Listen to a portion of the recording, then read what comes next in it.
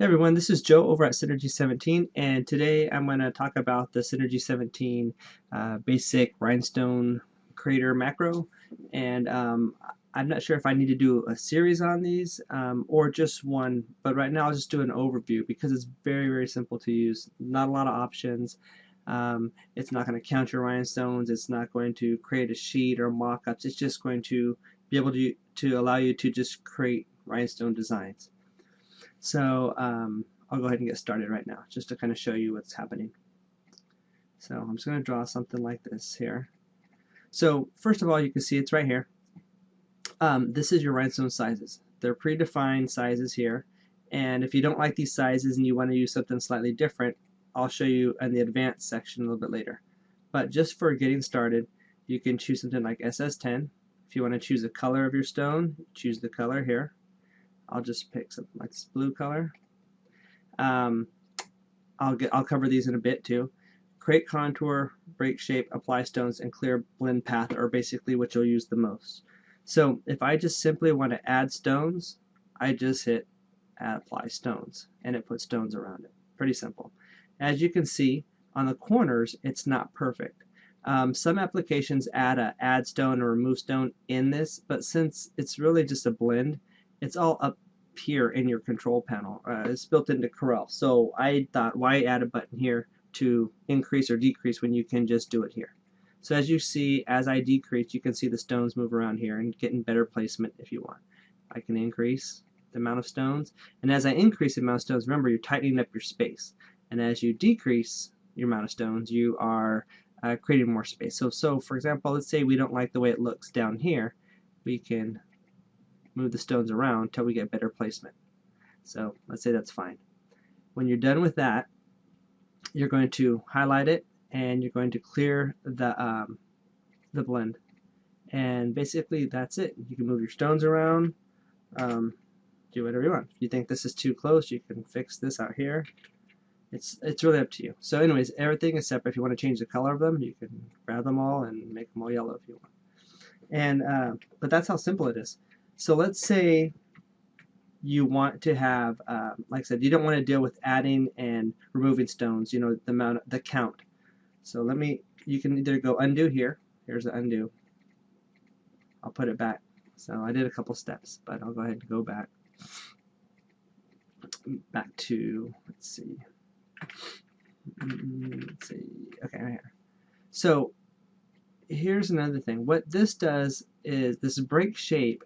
So what people do when they say, hey, I want to do corner detect or whatever you want to call it, they're really breaking it apart. Because right now, when I did this and applied stones, it just did a blend. And it figured out, hey, like I said, 79 stones. Well, I said, because this is not perfect, what you could do is you could break the shape into its individual pieces. So for example, if I take this and I say break shape, you didn't see anything happen, but what really happened is it broke it up to all its pieces. So what happens is if I say break shape, it broke it. Now if I say apply stones, you're going to see them perfect from here to here to here, because what it's doing is it's putting that blend along each segment. Well, the downfall of that is, watch, let me grab it and say clear blend path. The problem with what that did was, since you guys saw it was a segment here, that means that this segment and this segment here are going to have an overlap, which is right here. Everywhere there was a node, you're going to see two of them. So as you guys can see it, not there, but only in those corners. Everywhere there was a node, you're going to see two of them. And I'll show you exactly why. There's a segment, there's a segment, there's a segment. So see, basically there's a blend along that path, and I'm sorry, I'm just undoing, but I'm just showing you. So that's kind of why. So what we do is you can say clear blend path, like I showed you before, and highlight them all. And if you want, see where it says only detect exact overlap, check that box. And if you check for overlap, it'll just detect everywhere those were overlapping exactly. And it says, do you want to delete them or no? If I say no, it just leaves them alone. So I'm going to undo that and show you again. If I highlight it and say check overlap, it finds them. If I say delete them, yes, they're gone. So now it's ready to go. So there's no overlapping stones. If I don't check it, what it does is, let me go back again. I'm going to undo that, undo that. I'm going to put these stones just kind of close together like that, just to show you. If you do it without the check overlap, what it should do is it should find clones that are within a certain tolerance that I specified in the program, and I'll show you how to override that as well. So if I just say check overlap, it found all these ones that said, hey, these guys are all closer than 0.012 or whatever I set. So if I say delete that, it deletes all of them, which is not good, because we don't want to delete all these. All I really cared about was deleting the ones that were over exactly. So I'm going to say no. I'm going to undo that, and I'm going to undo those other stones there. So that's what the overlap. Remember, just checking that button only finds ones that are on top of each other exactly overlapping, and the general overlap checks a certain distance. Okay, so let's go on and do something else. So anyways, let me go back here and just show you. So what's going to happen is, like I said, you saw if I broke the shape and applied the stones. So whenever I do it that way, then I want to, like I said, check for the overlap.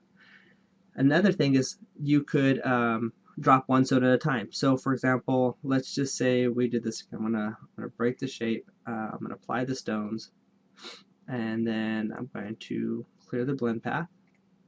Then I'm going to check for the overlap here, and I'm going to delete those.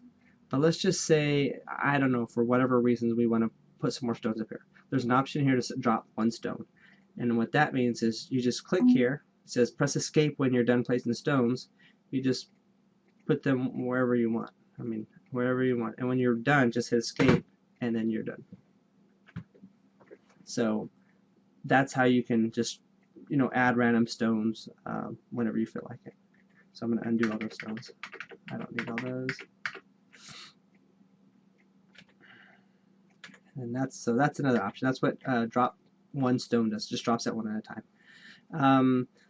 So some might say, well, say I did that one, but then I want to have a circle inside. I don't know. Let's just add that circle inside here, but a different size stone, different color. All you got to do is, you know, change the color. If you want green, choose green. If you want to do SS6s, you can do SS6s.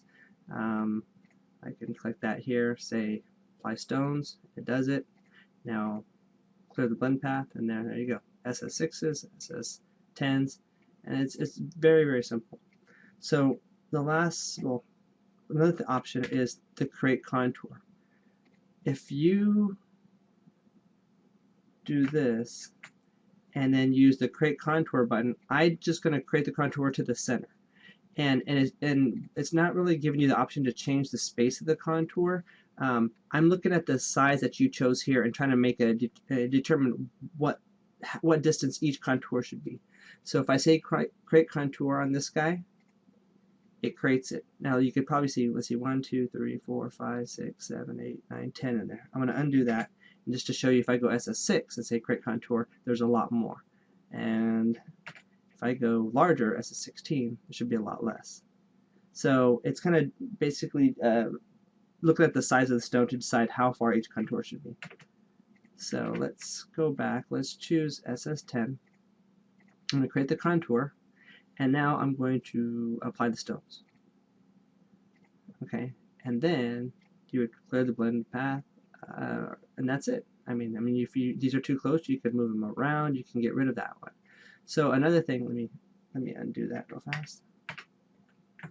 So if you create the contour and you know you don't want the center, you can either delete them this way and then apply your stones and then clear the blend path there, and that way you can do it that way. Well, let's just say you don't want to. Let's say there's too many. Let's say there's too many SS10. Let's just say there's too many. You don't want to have to delete that one and delete that one and delete that one, because you only want 4 maybe. So that's where the advanced options come in. So I'm going to show you what that does. If you click on advanced, it overrides some of these defaults. So for example, it's not going to look at this pull down anymore. Even if I said SS6, it's going to read this here. So I have this set as default SS10. You can change that if you like to do 130. You can do that if you want. the number of contours, it's not gonna do that all the way to the center. It's gonna do how many you want. So if I click this now and say create contour, it should only do 3 levels, right? 1, 2, 3. The outside plus 3. If I said I want 5, or let's just say 2, and hit create contour, it just makes those 2 extra ones. So and if I add the stones, you'll see that it's going to be, even though it's SS6 here, I put the size here, I applied the stones, they're going to be, clear the path, I click here, you'll see that up here they're 0.13, exactly what I told it to be here. Undo those. The contour space. So that's basically how much space between here and the next contour. So when I did it and I said create contour, this right here is 0.25, or sorry, 0.025. If I made that 0.5, you'll just see that there's a little bit more space in between here. So that's what this is. So this is your stone size, this is the number of contours, this is the contour space between each contour, and the last thing is stone space. So I'm going to undo that. Let's just say I left that at 0.025 and I apply stones. 0.025 is the space between these stones here. If I wanted more space, let's just say 0.1, and I applied stones, you're going to see this bigger gap here. So that's how you control your spacing between each stone. As always, you just grab it, clear the blend path, and then that's it. So it's really simple. I mean, I don't really know what else you need to do, but I'm going to show you an example of what you might want to do, like why you want to break the shape, or and to get the exact corners. So let's see if I can do this here.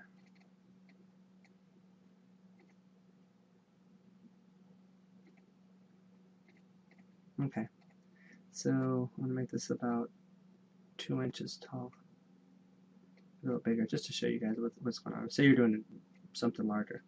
Well, like I said, if you just take this and I apply the stones, let's just do SS10, you're going to get this kind of weird, it's not exactly, and it's because it's trying to calculate them out. So if I say up or down, you can see that this got better, but this one got worse. And this kind of gets cramped up here, and the same thing over here. So you can keep on going down, trying to get it lined up how you want. Or you can break it apart and just move them. I mean, you can. That's another solution. You can take this here, and just take these and try to move them around to get the best spot that you want, and reposition these. But we don't want to do that either. So I'm going to undo that.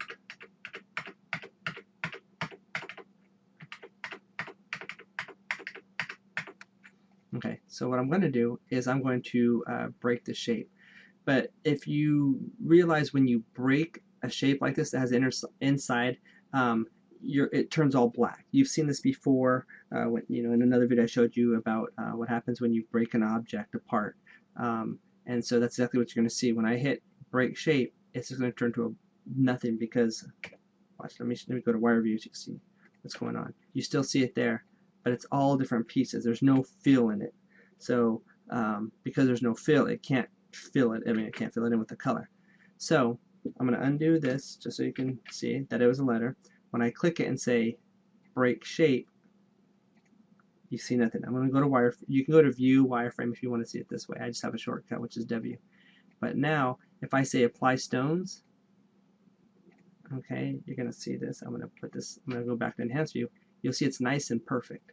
But what we still have to do is we have to clear that blend. And like I said, everywhere there was 2 nodes, two nodes from each segment touching, you're going to have that overlap. So what do? You highlight them all, you click this button, say check overlap. It's going to find every place there was an exact overlap. Say delete that, and now you'll see it's just a single dot there, single stone, and that's how you can get a nice perfect straight line. So anyways, this is what it is. I'm making this really inexpensive, because for people who just want to get into it and start creating designs, I think this is a real low cost alternative to some of the more expensive pieces of software out there. But remember, you have to have Corel, which is the the most expensive part. So if you already have Corel, this is a nice way to add stones to your software. So if you have any questions, let me know.